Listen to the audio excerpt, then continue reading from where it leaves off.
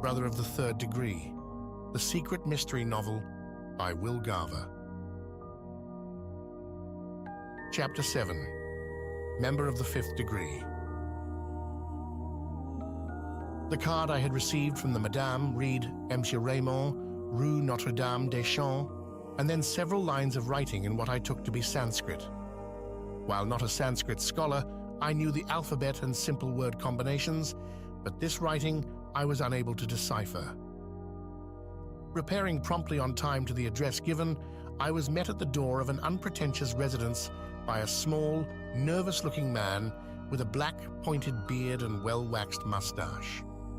Upon presenting the card, he looked at me keenly for a moment and then invited me in and motioned me to a seat. "What is your name, please?" he asked quite pleasantly. "Alphonso Colono," I replied. "Well, Monsieur Colono, you have been sent here for me to find out how much you know. Do you wish to proceed with the examination at once, or do you desire time for preparation?" Although this was a little unexpected, I determined to lose no time and answered, "If it is convenient for Monsieur, yes." "No inconvenience," he replied. "We will proceed at once. When a thing is to be done, it should be done. Come into this room." He led the way to an adjoining room which looked like a university condensed. On the walls were blackboards, maps, charts, and drawings, while globes, terrestrial and celestial chemical appliances, and laboratory apparatus were on numerous tables. The work commenced at once, and for 7 days I was subjected to the most rigid and thorough examination upon every department of human knowledge, from the very elements to the highest studies of science and philosophy. The little man seemed to possess almost universal knowledge and took everything in a systematic and orderly manner. On the afternoon of the 7th day, without a word or hint to let me know my standing, he gave me a card written in Sanskrit and told me to go to my home and await developments. Not a word of encouragement, not a sign of either commendation or otherwise. I returned home, thinking that I was as much as ever in the dark and apparently making very slow progress. Another week passed, and still no information. On questioning Monsieur Durant one day when I met him alone, he answered that he had done all he could, and that from thenceforth I must trust to the fates and rely upon myself alone. On the evening of the 14th day, I received a note through the mail requesting me to call at the rooms of Monsieur Raymond. I did so without delay. In fact, I was becoming slightly impatient. M. Raymond met me at the door and ushered me in and along the hall to a rear room, where, upon entering, I found myself in the presence of 4 other men who were seated at a center table. Each had his face entirely concealed by a black mask, sufficiently long to conceal whiskers. At a sign from M. Raymond, I took a seat beside him near the end, when one of the men handed me a paper across the table, at the same time all keeping their eyes fixed intently upon me. Opening the paper, I found it to be a pledge with blank spaces for signatures. It read as follows: "I, Alphonso Colono, son of Ferdinand and Nina Colono, do most solemnly swear and affirm, in the name of my parents and nay sacred honor, and in the presence of my living soul and Almighty God, to maintain inviolable secrecy until death as regards all teachings and instructions that may be given me in the secret Hermetic schools. And I likewise swear and affirm never to divulge or reveal anything concerning persons, things, or places which knowledge may come to me through connection with these schools." "Will you sign that?" asked the man who had handed it. "I will, with one qualification," I replied. "And what is that?" he asked. "That my ideas of God may not be misunderstood or misconstrued, I would have the words, 'the infinite and all-pervading Spirit,' inserted after the word God. I do not believe in God, as many men give meaning to that word." The 4 men looked at one another and then at Monsieur Raymond. "Very well," said the leader. We will insert the clause." He took the paper and made the insertion, handing it back when he had finished. Again reading the pledge, I signed. Then each of the four signed as witnesses and handed it to Monsieur Raymond.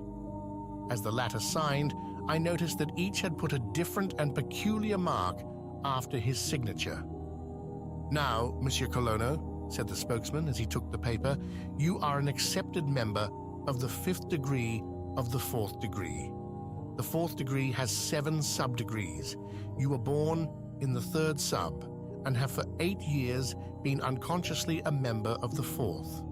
You pass to higher degrees as your growth and knowledge permits. Men are frequently members of the lower degrees when they know it not. Admission does not consist in the possession of a certificate, but in compliance with the rules. Those who obey the rules and lead the life are members, though they know it not. In this degree, the watchwords are study, patience, knowledge, and all advance depends upon the efforts of the student and the purity of the motive that prompts his desire for knowledge. At the start, know that all depends on you and on you alone. Ask no advice, but rely upon your inward strength. Now you are excused. Next Thursday night, there will be a masquerade ball at the residence of Monsieur Carreau. A party will call for you, and you will please attend." As he finished, he motioned toward the door. Ushered through the hall by Monsieur Raymond, I departed, wondering what possible connection there could be between a masquerade ball and a school of occultism. Then I recalled the name Carreau. Carreau, why that was the name of the Secretary of War who had ordered the removal of the picture from the Louvre. I had not learned much that was definite in its nature, but the isolated incidents were becoming more connected. "A party will call for me. I hope it will be my unknown friend," I muttered. "But will she be masked? And will I never see her face?" Thus thinking and soliloquizing, I returned home and applied myself with still greater diligence to my studies. Thursday evening came, and I had robed myself as a monk and was awaiting my expected caller. It was something after 7 o'clock when a cow drove up to the front gate, and to my disappointment, a man got out, and proceeding to the entrance, rang the bell and sent me his card. "Joseph Henry," I read, "awaits you at the carriage." The sender had returned to the cab, and adjusting my garments, I soon joined him.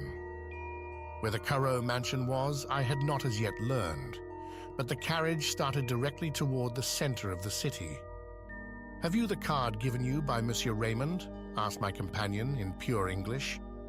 "I have," I answered.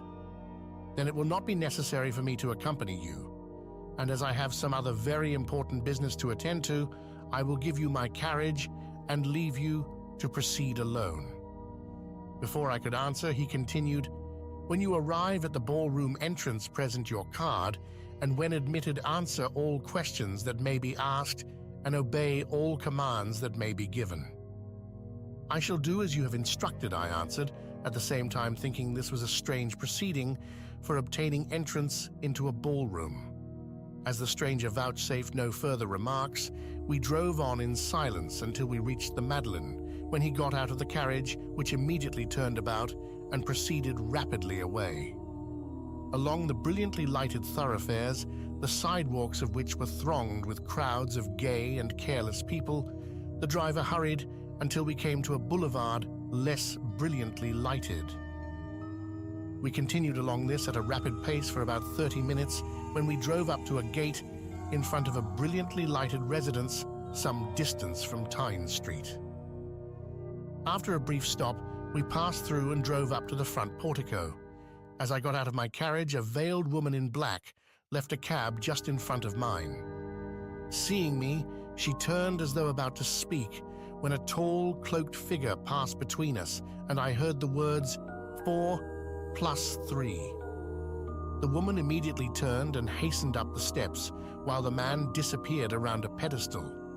The same happy sensation which I had experienced when in company with the unknown woman in black some weeks before again ran through me, and I felt certain that this was the same party. I hurried up the steps and entered a crowded hall just in time to see her disappear through a side door. There was evidently some delay in obtaining entrance into the ballroom. As the hall was full of masked people rushing forward to the entrance, I found that only one was admitted at a time, and the door was closed for several minutes after each entry. Somewhat mystified at these proceedings, I took my turn and presented my ticket. After a careful scrutiny by the masked doorkeeper, it was returned and I was admitted, the door closing behind me. A blank wall was in front, but turning down a narrow passage to the right, I found myself in a small, square room filled with a green light from a chandelier in the center and containing 2 occupants. At a table at my right sat an aged patriarch, whose long white hair, beard, and shaggy eyebrows gave him indeed a venerable appearance. At my left, at another table, sat a black-robed woman, whose youthful features were only partly concealed by a black mask across the eyes, which, black and piercing, sparkled like coals of fire. "Your name?" asked the patriarch. "Alphonso Colono," I answered. "Are you sworn?" asked the low, penetrating voice of the woman. "I am," I answered. "Let us see your card." I handed it to the woman who, after examination, returned it with a bow and motioned for me to ALSC hand it to the patriarch. Bowing affirmatively to the woman, he returned it and asked, "Your place and date of birth?" "Paris, June 5th, 18. "The hour?" "7:45 a.m., I answered. "Pass to the left," said the woman, who had taken down each answer. As though by some secret signal, a door opened at the left, and passing through, I found myself with another masked man in a room corresponding to the first. "Brother," said the man, motioning me to a seat, "all these preliminaries which you have gone through may seem strangely out of place on an occasion like this, and I will therefore explain. Those who participate in this ball are our chosen sons and daughters, the flowers of all lands. It is but right that we should protect them from the wolves, who, under the polish of a smooth exterior, desecrate and soil. The lives they lead make them extremely sensitive to every evil thought and influence, and we must therefore exercise great care. Brother, it is your privilege this night to associate with the world's purest and most perfect men and women. Higher indeed there are, but they are not of this world. We hope and believe you are worthy of this privilege. Your presence here constitutes your introduction to all. Formalities and conventionalities, so necessary among the shams and deceptions of the outside world, are here unknown. All are brothers and sisters. Enter. Enjoy life in its highest aspect, where heart and mind unite in harmony with the body's rhythmic motion, and purest love is queen. He opened a door, and I found myself in a brilliantly lighted ballroom. The sweet strains of a waltz filled the room, and rich perfumes were fragrant in the air. For a moment I stood at the door, surveying the hall in the hope of seeing her who wore the black dress, but she was nowhere to be seen. "Does the Father grant to woman equal rights with man?" said a low, feminine voice at my side. Turning, I found a pretty peasant girl beside me. Wondering what could be the purport of such a question at such a time, I answered as I thought, "Sex should be no bar to rights. Hearts and brains should determine these. In things of heart, the woman should have every right and be supreme. In things of head, the man." "Ah, then the Father does not think that woman is equal to man when it comes to mind." "Not as a rule. Exceptions there most truly are, but exceptions only."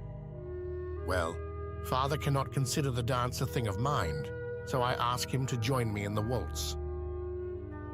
The incidents of the last few days had not been of a nature to stimulate the frivolous in me, the sudden appearance of my mother and disappearance of my father, together with my examination and studies, had made me of a very serious turn of mind. But I could not refuse, so we were soon gliding over the waxed floor in the swaying movement of the dance. Get any body of people to do the same thing at the same time, no matter how simple or insignificant it may be in itself, and you unite them, as it were, in a common unity. I soon felt myself as a part of the assembly and forgot my cares and worries in the pleasure imbibed from these free, gay hearts. My companion was a graceful dancer and hung like a fairy on my arm. The feeling that filled me was not, however, like the heart-thrilling sensations that had been caused by the woman in black, but in the pleasure of the moment, she was forgotten. The waltz ended, and once more, I was my individual self. Serious thoughts again stole on my mind, and recalling that I was a monk, I determined to take advantage of the character. What if the bishop of your diocese had seen you just now, gay monk? Where would be your charge? Questioned my fair companion with a merry laugh. Father, forgive me. I will never do it again, I solemnly replied. Oh, that I should for one moment have allowed a beautiful woman to tempt me thus. Another case, my father, of Adam and Eve and the weakness of poor man, said my gay companion with a mocking laugh.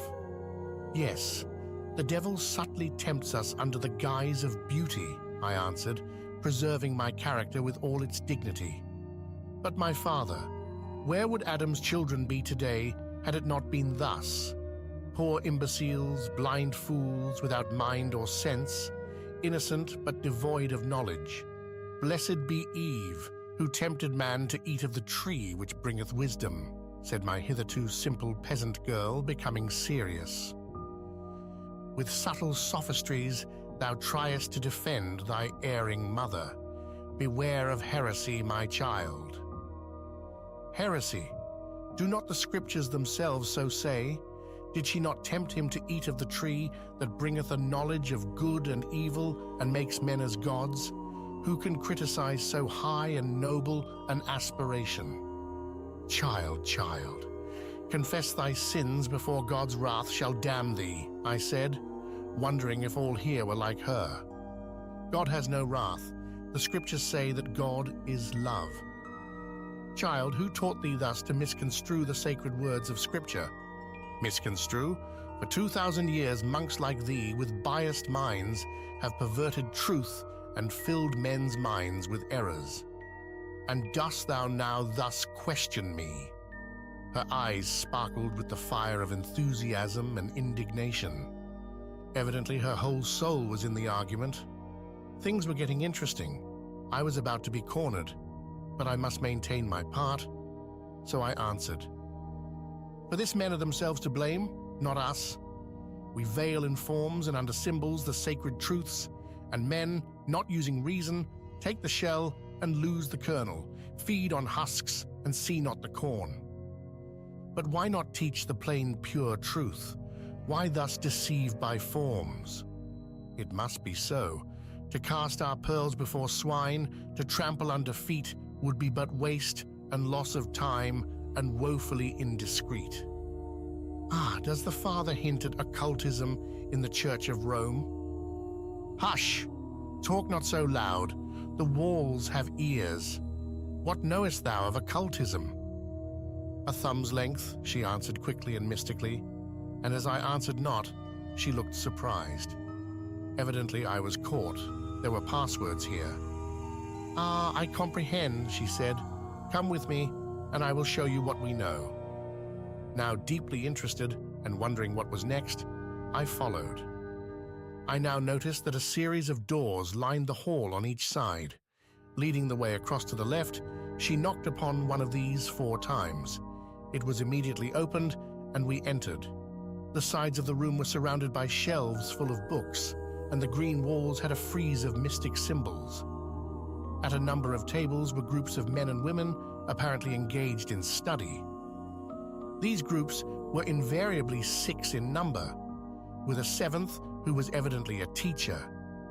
In the center of the room, at a table which almost surrounded him, sat a middle-aged man whose features were only partly concealed by a black mask across his eyes. Approaching this man, my companion said, "A new student." Turning to me, the man said, "Let me see your card, please." After inspecting the card, he returned it and, addressing my conductor, said, "The groups are completed tonight, but if Mademoiselle will leave him in my charge, I will attend to his instruction." My companion bowed and was about to retire, when I asked if it would be out of order for me to see her after the ball. "I will await the father at the entrance," she smilingly replied, and departed. "Monsieur," said the man, motioning me to draw up a seat near him at the table, "your card from Monsieur Raymond, E.E., exoteric examiner, says you have passed a very creditable examination and are competent to receive further and more difficult instructions. From now on, your study will be that great but wonderfully neglected mystery, man, including all that pertains to man, socially and individually, but first of all, man as a being. Now, to come closer to the point, you, yourself, are a man, and therefore your study is yourself. Your presence here implies that you are comparatively free from bias and ready and willing to look your own nature, good and bad, squarely in the face. Is this correct?" "It is," I answered, thinking I was on the right track at last. "Very well. Then know that every man is dual in his nature, male and female in one, as says the much misunderstood book of Genesis when read between the lines. That is, the male and female elements make up your constitution. Now you are a man, the male element predominating. The female element is in you, but subservient. The first thing for you to do, the first great step in all occult initiations, is to bring these two elements into a state of equilibrium. Man must be conjoined with woman. Mind must be conjoined with heart. Mind, unchecked by heart or the intuitions that come therefrom, but leads to blind materialism and cold, dead forms, the riddle of the universe it cannot solve. Heart, divorced from mind, leads but to blind, fanatic faith, where reason is unknown and fancy runs the imagination wild. To reach supreme enlightenment, reason and conscience must go hand in hand, indissolubly united. Now, the method we pursue to bring this end so much desired is very simple, but its simplicity may lead astray. Do not mistake. Mark well my words. To every male, we join a female in the lawful bonds of love. You, through her, unfold your female nature, she, through you, her male, and thus is brought that equilibrium so indispensable to light. This is the meaning of this ball. Unlike the monks of old, we cultivate that flame called love, but only in its purest form. Bear this in mind and know that your growth depends upon your union with a female soul. Among our sisters, you will find those who are worthy of your highest love. If one you find whose soul is sympathetic with your own, choose her to be your mate. But do not choose unless your heart so bids, and ever let your thoughts be pure. I thought of the doctrine of sympathetic souls and my parents' early teachings. And here it was that my father met my mother. Was I here also to meet my fate? My thoughts drifted to the woman in black, and I was anxious to meet her again and know more of her.